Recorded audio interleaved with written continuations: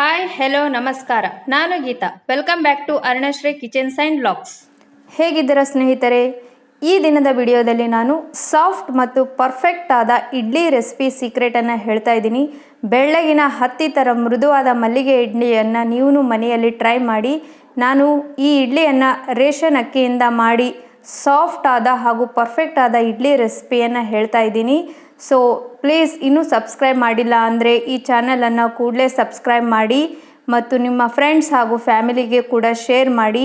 ಒಂದು ಲೈಕ್ ಮಾತ್ರ ಖಂಡಿತವಾಗ್ಲೂ ಮಾಡಲೇಬೇಕು. ಸೊ ಇಷ್ಟೆಲ್ಲ ವಿಡಿಯೋ ನೋಡಿದ ಮೇಲೆ ನೀವು ಖಂಡಿತವಾಗ ಲೈಕ್ ಮತ್ತು ಶೇರ್ ಹಾಗೂ ಕಮೆಂಟ್ ಮಾಡ್ತೀರಿ ಅಂತ ನಂಬಿದ್ದೀನಿ. ಸೊ ಈ ದಿನದ ವಿಡಿಯೋದಲ್ಲಿ ಸಾಫ್ಟ್ ಆದ ಪರ್ಫೆಕ್ಟ್ ಆದ ಇಡ್ಲಿ ರೆಸಿಪಿಯನ್ನು ಹೇಳ್ತಾ ಇದ್ದೀನಿ. ನೀವು ಟ್ರೈ ಮಾಡಿ, ತುಂಬ ಇಷ್ಟ ಆಗುತ್ತೆ. ಸ್ಪಾಂಜಿ ಥರ ಮೆತ್ತನೆ ಇಡ್ಲಿ, ಮಲ್ಲಿಗೆ ಹೂ ಥರ ಇಡ್ಲಿಯನ್ನು ನೀವು ಮನೆಯಲ್ಲಿ ಟ್ರೈ ಮಾಡಿ. ಸೊ ಬನ್ನಿ ಹಾಗಾದರೆ ಶುರು ಮಾಡೋಣ. 100% ಸಾಫ್ಟ್ ಆದ ಹಾಗೂ ಪರ್ಫೆಕ್ಟ್ ಆದ ಇಡ್ಲಿ ರೆಸಿಪಿಯನ್ನು ನಾನು ಹೇಳ್ತಾ ಇದ್ದೀನಿ. ಸೊ ನೀವು ಖಂಡಿತವಾಗ್ಲೂ ಟ್ರೈ ಮಾಡ್ತೀರಿ ಅಂತ ನಂಬಿದ್ದೀನಿ. ಸೊ ಈ ಸಾಫ್ಟ್ ಹಾಗೂ ಪರ್ಫೆಕ್ಟ್ ಆದ ಇಡ್ಲಿ ಮಾಡಬೇಕಂದ್ರೆ ಇಲ್ಲಿ ನಾನು ಒಂದು ಸೀಕ್ರೆಟ್ ಆದ ಇಂಗ್ರೀಡಿಯೆಂಟ್ಸನ್ನು ಹೇಳ್ತಾ ಇದ್ದೀನಿ. ಸೊ ತಪ್ಪದೆ ನೀವು ಫಾಲೋ ಮಾಡಿ. ಅಕ್ಕಿಯನ್ನು ಯಾವುದು ರೇಷನ್ ಅಕ್ಕಿ ಆಗಿರ್ಬೋದು ಅಥವಾ ಸಾದಾ ಮನೆಯಲ್ಲೇ ಬಳಸೋಂಥ ಅಕ್ಕಿ ಆಗಿರ್ಬೋದು. ಸೊ ಅದನ್ನು ಯೂಸ್ ಮಾಡಿಕೊಂಡು ಮನೆಯಲ್ಲೇ ಸಾಫ್ಟ್ ಆದ ಇಡ್ಲಿಯನ್ನು ಮಾಡೋದನ್ನು ನೀವು ಟ್ರೈ ಮಾಡಿ. ಸೊ ಇದಕ್ಕೆ ಬೇಕಾಗುವಂಥ ಇಂಗ್ರೀಡಿಯೆಂಟ್ಸ್, ಮೊದಲಿಗೆ ಒಂದು ಬೌಲಲ್ಲಿ ನಾನು ಸುಮಾರು 3 ಕಪ್ಪಷ್ಟು ರೇಷನ್ ಅಕ್ಕಿಯನ್ನು ಹಾಕ್ಕೊಳ್ತಾ ಇದ್ದೀನಿ. ಸೊ ಇದ್ರ ಬದಲಾಗಿ ನೀವು ಮನೆಯಲ್ಲಿ ಯೂಸ್ ಮಾಡುವಂಥ ಅಕ್ಕಿಯನ್ನು ಕೂಡ ಹಾಕ್ಕೋಬೋದು. ಸೊ ರೇಷನ್ ಅಕ್ಕಿಯಿಂದನೂ ಕೂಡ ಮನೆಯಲ್ಲಿ ಸಾಫ್ಟಾಗಿ ಇಡ್ಲಿ ಮಾಡೋದನ್ನು ನಾನಿಲ್ಲಿ ತೋರಿಸ್ತಾ ಇದ್ದೀನಿ. ಇದ್ರ ಜೊತೆಗೆ ನಾನು ಇಡ್ಲಿ ರೈಸನ್ನು 1 ಕಪ್ಪಲ್ಲಿ ಹಾಕ್ಕೊಳ್ತಾ ಇದ್ದೀನಿ. ಸೊ ನೋಡಿ, ಈ ರೀತಿ ಗುಂಡೆಗೆ ಇರುತ್ತೆ. ಈ ಇಡ್ಲಿ ರೈಸನ್ನು 1 ಕಪ್ ಹಾಕ್ತಾ ಇದ್ದೀನಿ. 3 ಕಪ್ಪು ಸಾದಾ ರೈಸ್ ಆದರೆ 1 ಕಪ್ ಇಡ್ಲಿ ರೈಸನ್ನು ಹಾಕಬೇಕು. ಸೊ ಇದಕ್ಕೆ ಅರ್ಧ ಕಪ್ನಷ್ಟು ಉದ್ದಿನ ಬೇಳೆಯನ್ನು ಹಾಕ್ತಾ ಇದ್ದೀನಿ. ಸೊ ಸ್ವಲ್ಪ ಮೆಂತೆ, 1 ಚಮಚದಷ್ಟು ಮೆಂತೆಯನ್ನು ಹಾಕ್ಕೊಳ್ತಾ ಇದ್ದೀನಿ. ಸೊ ಇವನ್ನೆಲ್ಲನೂ ನಾನು ನೀರಿನಲ್ಲಿ ಚೆನ್ನಾಗಿ ತೊಳೆದುಕೊಳ್ತಾ ಇದ್ದೀನಿ. ಈ ರೀತಿ ಅಕ್ಕಿಯನ್ನು 2ರಿಂದ 3 ಬಾರಿ ಚೆನ್ನಾಗಿ ವಾಶ್ ಮಾಡ್ಕೊಳ್ಬೇಕು. ಸೊ ಈ ರೀತಿ ಅಕ್ಕಿಯನ್ನು ಚೆನ್ನಾಗಿ ವಾಶ್ ಮಾಡ್ಕೊಂಡ ನಂತರ ಇದಕ್ಕೆ 1 ಕಪ್ಪಷ್ಟು ನೀರನ್ನು ಹಾಕಿ ಸುಮಾರು 8 ಗಂಟೆಗಳ ಕಾಲ ನೆನೆಸಿಡಬೇಕು. ಸೊ ಈ ರೀತಿ ಅಕ್ಕಿ ಚೆನ್ನಾಗಿ ನೆಂದಷ್ಟು ನಮಗೆ ಇಡ್ಲಿ ಚೆನ್ನಾಗಿ ಫರ್ಮೆಂಟೇಷನ್ ಆಗುತ್ತೆ ರೀ. ಸೊ ಹಾಗಾಗಿ ಇದನ್ನು 7ರಿಂದ 8 ಗಂಟೆಗಳ ಕಾಲ ನೀರಿನಲ್ಲಿ ನೆನೆಸಿಡಬೇಕು. ಸೊ ಇದು ಅಕ್ಕಿ ಈಗ ನೆಂದಿದೆ. ಇದನ್ನು ನಾನು ಮಿಕ್ಸರ್ ಜಾರಲ್ಲಿ ಹಾಕ್ಕೊಂಡು ಸಣ್ಣಗೆ ಪೇಸ್ಟ್ ಮಾಡ್ಕೊಳ್ತಾ ಇದ್ದೀನಿ. ಸೊ ಈ ರೀತಿ ಅಕ್ಕಿಯನ್ನು ಹಾಕಿ ಮಿಕ್ಸರ್ ಗ್ರೈಂಡಲ್ಲಿ ಚೆನ್ನಾಗಿ ಗ್ರೈಂಡ್ ಮಾಡ್ಕೊಳ್ಬೇಕು. ಸೊ ಈ ರೀತಿ ಗ್ರೈಂಡ್ ಆದಂಥ ಪೇಸ್ಟನ್ನು ನಾನು ಇನ್ನೂ ಒಂದು ಪಾತ್ರೆಯಲ್ಲಿ ಹಾಕಿ ತೆಗೆದಿಟ್ಕೊಳ್ತಾ ಇದ್ದೀನಿ. ಸೊ ಇದಕ್ಕೆ ಸ್ವಲ್ಪ ನೀರನ್ನು ನೋಡಿಬಿಟ್ಟು ಹಾಕಿ ಕನ್ಸಿಸ್ಟೆನ್ಸಿ ಸರಿಯಾಗೋ ರೀತಿಯಲ್ಲಿ ಅಕ್ಕಿಯನ್ನು ನಾವು ಗ್ರೈಂಡ್ ಮಾಡ್ಕೊಳ್ಬೇಕು. ಸೊ ಈ ರೀತಿ ಕನ್ಸಿಸ್ಟೆನ್ಸಿ ಬಂದರೆ ಇಡ್ಲಿ ತುಂಬ ಚೆನ್ನಾಗಿ ಬರುತ್ತೆ ರೀ. ನೋಡಿ, ಈ ರೀತಿ ಸಾಫ್ಟ್ ಆಗಿದೆ. ಸೊ ಇದನ್ನು ನಾನೀಗ ಇನ್ನೊಂದು ಪಾತ್ರೆಯಲ್ಲಿ ಹಾಕ್ಕೊಳ್ತಾ ಇದ್ದೀನಿ. ಸೊ ಅದೇ ರೀತಿ ಉಳಿದಂಥ ಅಕ್ಕಿಯನ್ನೆಲ್ಲ ನಾನು ಗ್ರೈಂಡ್ ಮಾಡಿಕೊಂಡು ಹಾಕ್ಕೊಂಡಿದ್ದೀನಿ. ಈಗ ಇದರಲ್ಲಿರೋಂಥ ಇನ್ನೂ ಒಂದು ಸೀಕ್ರೆಟ್ ಏನಂದರೆ, ನಾವು ಮಾಡಿದಂಥ ಅನ್ನವನ್ನು 1 ಕಪ್ಪದಷ್ಟು ಅನ್ನವನ್ನು ಈ ಅಕ್ಕಿಯಲ್ಲಿ ಹಾಕಿ ಕೊನೆಯಲ್ಲಿ ನಾನು ಗ್ರೈಂಡ್ ಮಾಡ್ಕೊಳ್ತಾ ಇದ್ದೀನಿ. ಸೊ ಈ ಸೀಕ್ರೆಟನ್ನು ನೀವು ಯೂಸ್ ಮಾಡಿ, ಇಡ್ಲಿ ತುಂಬ ಸಾಫ್ಟಾಗಿ ಬರುತ್ತೆ ರೀ. ಹಾಗೆ ಅನ್ನನೂ ಹಾಕೋದ್ರಿಂದ ಇಡ್ಲಿನೂ ಬೆಳ್ಳಗೂ ಕೂಡ ಆಗುತ್ತೆ. ಸೊ ಸಾಫ್ಟ್ನೂ ಆಗುತ್ತೆ. ಸೊ ಈ ಒಂದು ಸೀಕ್ರೆಟನ್ನು ನಿಮಗೆ ಹೇಳ್ತಾ ಇದ್ದೀನಿ, ನೀವು ಖಂಡಿತವಾಗ್ಲೂ ಟ್ರೈ ಮಾಡಿ. ಸೊ ಇದಾಗಿದ್ದಂಥ ಪೇಸ್ಟನ್ನು ನಾನು ಈ ಅಕ್ಕಿ ಹಿಟ್ಟಿನಲ್ಲಿ ಹಾಕಿ ಚೆನ್ನಾಗಿ ಮಿಕ್ಸ್ ಮಾಡ್ಕೊಳ್ಬೇಕು. ಸೊ ಇದನ್ನು ನಾನು ಕೈಯಿಂದನೇ ಮಿಕ್ಸ್ ಮಾಡ್ಕೊಳ್ತಾ ಇದ್ದೀನಿ. ಸೊ ಈ ರೀತಿ ಮಾಡೋದ್ರಿಂದ ಹಿಟ್ಟಿನಲ್ಲಿರುವಂಥ ಕನ್ಸಿಸ್ಟೆನ್ಸಿ ಚೆನ್ನಾಗಿ ಮಿಕ್ಸ್ ಆಗುತ್ತೆ ರೀ. ಸೊ ಈ ರೀತಿ ಕೈಯಿಂದ ಮಿಕ್ಸ್ ಮಾಡ್ಕೊಳ್ತಾ ಇದ್ದೀನಿ.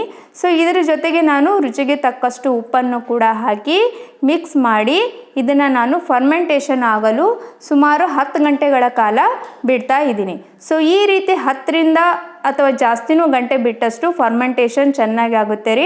ಈ ರೀತಿ ಚೆನ್ನಾಗಿ ಕಲಸಿದ ನಂತರ ಇದಕ್ಕೆ ನಾನು ಒಂದು ಮಸ್ಕ್ಲೈನ್ ಕ್ಲಾತನ್ನು ಹಾಕಿ ಮೇಲೆ ಪ್ಲೇಟನ್ನು ಮುಚ್ತಾ ಇದ್ದೀನಿ. ಸೊ ಈ ರೀತಿ ಮಾಡೋದ್ರಿಂದ ಹಿಟ್ಟು ಚೆನ್ನಾಗಿ ಉಬ್ಬುತ್ತೆ ರೀ. ಸೊ ಫರ್ಮೆಂಟೇಷನ್ ಆಗಬೇಕಂದ್ರೆ ಈ ರೀತಿ ಪ್ರೊಸೆಸ್ ಮಾಡಿದರೆ ಹಿಟ್ಟು ಚೆನ್ನಾಗಿ ಫರ್ಮೆಂಟೇಷನ್ ಆದಷ್ಟು ಇಡ್ಲಿ ಮೃದುವಾಗಿ ಸಾಫ್ಟಾಗಿ ಬರುತ್ತೆ ರೀ. ಸೊ ಈ ಸೀಕ್ರೆಟನ್ನು ನೀವು ಫಾಲೋ ಮಾಡಿ. ಮುಂದೆ ನೀವು ಇಡ್ಲಿ ಮಾಡಿದಾಗ ತುಂಬ ಸಾಫ್ಟಾಗಿ ಮೆದುವಾಗಿ ಇಡ್ಲಿ ಸಿಗುತ್ತೆ. ಮಲ್ಲಿಗೆ ಥರ ಇಡ್ಲಿಯನ್ನು ನೀವು ಮನೆಯಲ್ಲೇ ಟ್ರೈ ಮಾಡ್ಬೋದು. ಸೊ ಈಗ ಫರ್ಮೆಂಟೇಷನ್ ಆಗಿದೆ ನೋಡಿ, ಹಿಟ್ಟು ಯಾವ ರೀತಿ ಚೆನ್ನಾಗಿ ಉಬ್ಬಿದೆ ಅಂತ ನೋಡ್ಬೋದು.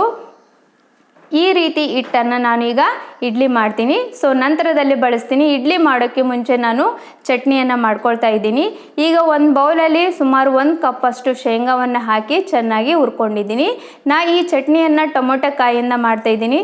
ಸುಮಾರು 3 ಟೊಮೊಟೊ ಕಾಯಿಯನ್ನು ಕಟ್ ಮಾಡಿ ಇದರಲ್ಲಿ ಫ್ರೈ ಮಾಡ್ತಾ ಇದ್ದೀನಿ. ಇದ್ರ ಜೊತೆಗೆ ನಾನು ಹಸಿಮೆಣಸಿನ್ಕಾಯಿ 5ರಿಂದ 6 ಹಸಿಮೆಣಸಿನ್ಕಾಯಿಯನ್ನು ಹಾಕಿ ಚೆನ್ನಾಗಿ ಫ್ರೈ ಮಾಡ್ಕೊಳ್ಬೇಕು. ಸೊ ಈ ಇಡ್ಲಿ ಜೊತೆ ಸಾಂಬಾರ್ ಕಾಂಬಿನೇಷನ್ ಸೂಪರ್ ಆಗುತ್ತೆ. ಅದೇ ರೀತಿ ಚಟ್ನಿಯನ್ನು ನೀವು ಈ ರೀತಿ ಟ್ರೈ ಮಾಡಿ. ಸೊ ಟೊಮೊಟೊ ಕಾಯಿ ಚಟ್ನಿ ಇಡ್ಲಿ ಜೊತೆ ಸೂಪರ್ ಟೇಸ್ಟ್ ಆಗುತ್ತೆ ರೀ. ಸೊ ಈ ರೀತಿ ಎಣ್ಣೆ ಹಾಕಿ ಫ್ರೈ ಮಾಡ್ಕೊಂಡ ನಂತರ ಇದು ತಣ್ಣಗಾದ್ಮೇಲೆ ನಾನು ಜಾರಲ್ಲಿ ಹಾಕ್ಕೊಂಡು ಮಿಕ್ಸಿಗೆ ಹಾಕ್ಕೊಳ್ತೀನಿ. ಸೊ ಇದಕ್ಕೆ ರುಚಿಗೆ ತಕ್ಕಷ್ಟು ಉಪ್ಪು, 3 ಬೆಳ್ಳುಳ್ಳಿ ಎಸಳುಗಳನ್ನು ಹಾಕಿ ಚೆನ್ನಾಗಿ ಪೇಸ್ಟ್ ಮಾಡ್ಕೊಳ್ಬೇಕು. ಸೊ ಇದಕ್ಕೆ ನೋಡ್ಕೊಂಡ್ಬಿಟ್ಟು ನೀರನ್ನು ಹಾಕ್ಕೊಳ್ಳಿ. ಚಟ್ನಿ ಕನ್ಸಿಸ್ಟೆನ್ಸಿ ನಿಮಗೆ ತೆಳು ಬೇಕಂದರೆ ತೆಳು ರೀತಿಯಲ್ಲಿ ನೀರನ್ನು ಹಾಕ್ಕೋಬೇಕು. ಸೊ ಹಾಗಾಗಿ ನಾನು ಸುಮಾರು ಅರ್ಧ ಕಪ್ಪಷ್ಟು ನೀರನ್ನು ಹಾಕ್ಕೊಂಡು ಚಟ್ನಿಯನ್ನು ಮಾಡ್ಕೊಂಡಿದ್ದೀನಿ. ಈಗ ಇದಕ್ಕೆ ಒಗ್ಗರಣೆಯನ್ನು ಹಾಕ್ತಾಯಿದ್ದೀನಿ. ಸುಮಾರು 2 ಚಮಚದಷ್ಟು ಎಣ್ಣೆ ಹಾಕಿ ಇದಕ್ಕೆ ಸ್ವಲ್ಪ ಸಾಸಿವೆ, ಜೀರಿಗೆ, ಒಣಮೆಣಸಿನ್ಕಾಯಿ, ಕೊತ್ತಂಬರಿ ಸೊಪ್ಪು ಹಾಕಿ ಗಾರ್ನಿಷ್ ಮಾಡಿದರೆ ಚಟ್ನಿ ತುಂಬ ಟೇಸ್ಟಿ ಆಗುತ್ತೆ ರೀ. ಸೊ ಈ ಚಟ್ನಿಯನ್ನು ನಾನು ಈ ಒಗ್ಗರಣೆಯಲ್ಲಿ ಹಾಕಿ ಮಿಕ್ಸ್ ಮಾಡ್ಕೊಳ್ತಾ ಇದ್ದೀನಿ. ಸೊ ಈಗ ಚಟ್ನಿ ರೆಡಿಯಾಗಿದೆ. ಸೊ ಈ ಚಟ್ನಿಯನ್ನು ನಾವು ಇಡ್ಲಿ ಜೊತೆ ಸರ್ವ್ ಮಾಡಿಕೊಂಡ್ರೆ ತುಂಬ ಟೇಸ್ಟಿ ಆಗುತ್ತೆ ರೀ. ಸೊ ನೀವು ಟ್ರೈ ಮಾಡಿ. ಸೊ ಈಗ ಇಡ್ಲಿ ಮಾಡೋಕ್ಕೆ ಮುಂಚೆ ಚಟ್ನಿ ಅಂತೂ ರೆಡಿ ಆಯಿತು. ಈ ಚಟ್ನಿಯನ್ನು ಒಂದು ಬೌಲಲ್ಲಿ ಹಾಕಿ ಸರ್ವ್ ಮಾಡ್ಕೊಳ್ತಾ ಇದ್ದೀನಿ. ಸೊ ನೀವು ಮನೆಯಲ್ಲಿ ಇಡ್ಲಿ ಮಾಡುವಾಗ ಚಟ್ನಿ ಸಾಂಬಾರ್ ಇಡ್ಲಿ ಕಾಂಬಿನೇಷನ್ ತುಂಬ ಚೆನ್ನಾಗಿರುತ್ತೆ ರೀ. ಸೊ ಈ ರೀತಿ ರೆಸಿಪಿಯನ್ನು ನೀವು ಟ್ರೈ ಮಾಡಿ. ಈಗ ಇಡ್ಲಿಯನ್ನು ಮಾಡೋಣ. ಸೊ ಇಡ್ಲಿ ನೋಡಿ ಹಿಟ್ಟು ಎಷ್ಟು ಚೆನ್ನಾಗಿ ಉಬ್ಬಿದೆ. ಈ ಉಬ್ಬಿದ ಹಿಟ್ಟು ಈ ರೀತಿ ಆಗಿತ್ತು ಅಂದರೆ ಇಡ್ಲಿ ತುಂಬ ಸಾಫ್ಟ್ ಆಗುತ್ತೆ ರೀ. ಸೊ ನಾನು ಹೇಳಿದಂಥ ಸೀಕ್ರೆಟನ್ನು ಇಂಗ್ರೀಡಿಯೆಂಟ್ಸ್ ಏನಿದೆಯಲ್ಲ ಅದನ್ನು ಫಾಲೋ ಮಾಡಿ ಈ ರೀತಿ ಹಿಟ್ಟು ಉಬ್ಬುತ್ತೆ ರೀ. ಹಿಟ್ಟು ಉಬ್ಬಿದಷ್ಟು ಇಡ್ಲಿನೂ ಚೆನ್ನಾಗಿ ಸಾಫ್ಟಾಗಿ ಬರುತ್ತೆ. ಸೊ ಈಗ ನಾನು ಒಂದು ಪಾತ್ರೆಯಲ್ಲಿ ಸ್ವಲ್ಪ ಹುಣಸೆ ಹಣ್ಣು ಹಾಕಿ ನೀರನ್ನು ಹಾಕ್ಕೊಳ್ತಾ ಇದ್ದೀನಿ. ಈ ರೀತಿ ಹಾಕೋದ್ರಿಂದ ನಾವು ಪಾತ್ರೆ ಏನಿರುತ್ತೆಲ್ಲ ಬ್ಲ್ಯಾಕ್ ಆಗೋದಿಲ್ಲ. ಸೊ ಇದು ಒಂದು ನೀವು ಟಿಪ್ಸನ್ನು ಫಾಲೋ ಮಾಡಿ. ಈಗ ಇಡ್ಲಿ ಪಾತ್ರೆಗೆ ಸ್ವಲ್ಪ ಎಣ್ಣೆಯನ್ನು ನಾನು ಸವರ್ಕೊಳ್ತಾ ಇದ್ದೀನಿ. ಸ್ವಲ್ಪ ಮಾತ್ರದಲ್ಲಿ ಎಣ್ಣೆಯನ್ನು ಹಚ್ಕೊಳ್ಬೇಕು. ಸೊ ಈ ರೀತಿ ಹಚ್ಕೊಳ್ಳೋದ್ರಿಂದ ಇಡ್ಲಿ ತುಂಬ ಬೇಗನೆ ಬರುತ್ತೆ ರೀ. ಸೊ ಈಗ ಹಿಟ್ಟನ್ನು ಈ ಇಡ್ಲಿ ಪಾತ್ರೆಯಲ್ಲಿ ಹಾಕ್ಕೊಳ್ತಾ ಇದ್ದೀನಿ. ಸೊ ಇಡ್ಲಿ ಪಾತ್ರೆಯಲ್ಲಿ ಈ ರೀತಿ ಹಾಕಿ ನಾವು ಸ್ಟೀಮ್ ಮಾಡೋದ್ರಿಂದ ಇಡ್ಲಿ ತುಂಬ ಟೇಸ್ಟಿ ಆಗುತ್ತೆ. ಸೊ ಫ್ರೆಂಡ್ಸ್, ನೀವು ಇಷ್ಟೆಲ್ಲ ನೋಡ್ತಿದ್ದೀರಾ ಅಂದಮೇಲೆ ಚಾನಲನ್ನು ಖಂಡಿತವಾಗ್ಲೂ ಪ್ಲೀಸ್ ಸಬ್ಸ್ಕ್ರೈಬ್ ಮಾಡಿ, ಲೈಕ್ ಮಾಡಿ. ಮತ್ತು ಈ ಇಡ್ಲಿ ರೆಸಿಪಿ ಹೇಗಿದೆ ನೀವು ಟ್ರೈ ಮಾಡಿ, ಹೇಗೆ ಬಂದಿದೆ ಅಂತ ಹೇಳಿ ಕಮೆಂಟ್ ಮಾಡಿ. ಇದರಿಂದ ನನಗೆ ಇನ್ನೂ ಹೆಚ್ಚಿನ ಪ್ರೋತ್ಸಾಹ ಸಿಗುತ್ತೆ. ಇನ್ನೂ ಒಳ್ಳೆ ವಿಡಿಯೋ ಮಾಡಲಿಕ್ಕೆ ನನಗೆ ಪ್ರೋತ್ಸಾಹ ಕೂಡ ಆಗುತ್ತೆ. ಸೊ ಹಾಗಾಗಿ ನೀವು ಖಂಡಿತವಾಗ್ಲೂ ಸಬ್ಸ್ಕ್ರೈಬ್ ಮಾಡಿ. ಸೊ ನೋಡಿ ಈ ರೀತಿ ನಾನು ಹಿಟ್ಟನ್ನು ಎಲ್ಲ ಪಾತ್ರೆಯ ಇಡ್ಲಿಯಲ್ಲಿ ಹಾಕ್ಕೊಳ್ತಾ ಇದ್ದೀನಿ. ಸೊ ಈಗೆಲ್ಲ ಆಗಿದೆ. ಇದನ್ನು ನಾವು ಸ್ಟೀಮ್ ಮಾಡಲಿಕ್ಕೆ ಇಡೋಣ. ಈ ರೀತಿ ಇಡೋದ್ರಿಂದ ಸ್ಟೀಮ್ 5 ನಿಮಿಷದಲ್ಲಿ ಇಡ್ಲಿ ರೆಡಿ ಆಗುತ್ತೆ ರೀ. ಸೊ ಭಾಳ ಟೈಮ್ನೂ ಹಿಡಿಯೋದಿಲ್ಲ.